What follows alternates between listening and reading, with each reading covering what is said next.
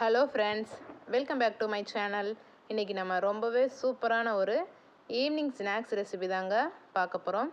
Tea கடைகளில் கிடைக்கக்கூடிய டேஸ்ட்லையும் ரொம்பவுமே கிறிஸ்பியாகவும் இருக்கக்கூடிய பஜ்ஜி தாங்க சுட போகிறோம். இப்போ வாங்க எப்படி செய்யலாம்னு பார்த்துடலாம்.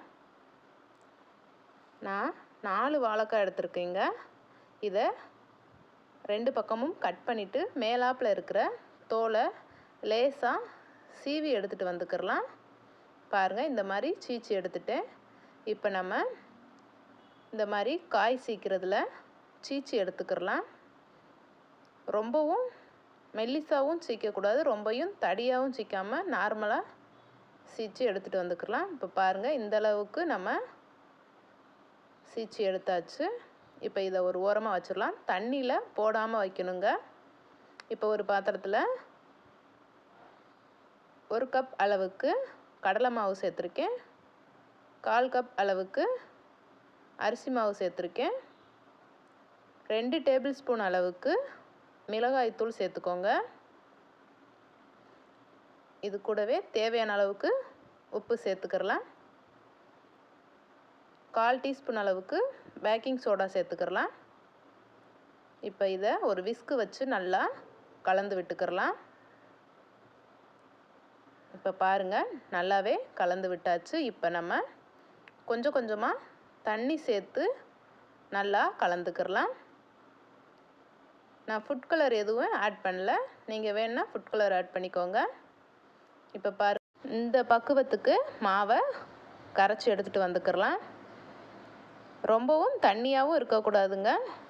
இப்போ நம்ம வாழைக்காவை இதில் டிப் பண்ணி எடுத்துக்கிறலாம்.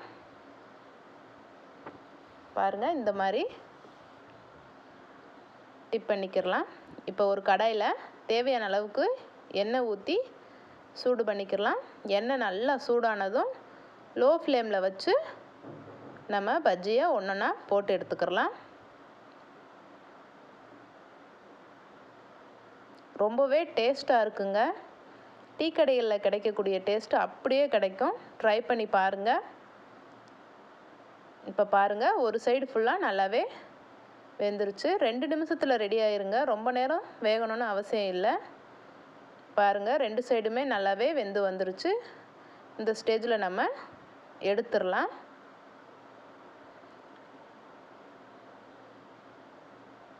அவ்வளவுதாங்க, ரொம்பவே டேஸ்டான ஒரு பஜ்ஜி ரெடி ஆயிருச்சு. இதே மாதிரி நீங்களும் ட்ரை பண்ணி பாருங்கள். பாருங்கள், உள்ளே ரொம்பவும் சாஃப்டாகவும் இருக்குது, கிறிஸ்பியாகவும் இருக்குங்க.